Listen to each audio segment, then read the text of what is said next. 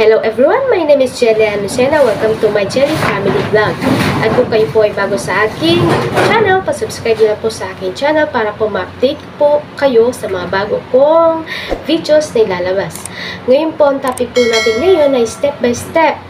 Paano nga ba matanggal ang session expired sa Messenger? Sana po tapusin niyo po itong videos ko para po maintindihan niyo po kung paano po siya gawin. Sana po kung magustuhan niyo po ito, pwede po bang pa-share, pa-comment at pa-subscribe na rin po sa aking channel para po ma-update ko po kayo sa mga bagong videos na ilalabas ko. Thank you! Hello po, hanapin na natin dito yung settings.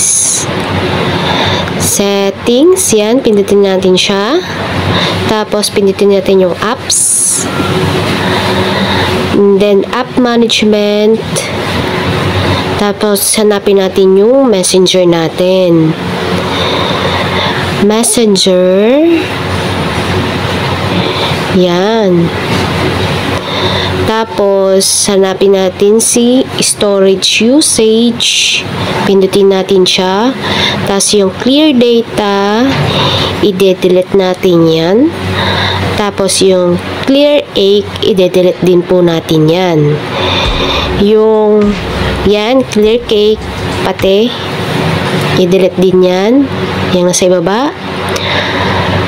Pagka-delete nyan, balik tayo sa messenger dyan. Tapos, i-force stop natin siya. I-delete din natin siya. And then, i-uninstall natin yung messenger natin yan. Okay. Yan.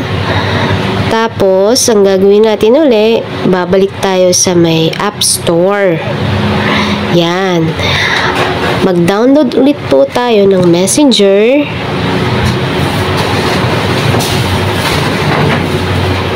Pagka-download po ng messenger, pwede niyo na po siyang magamit.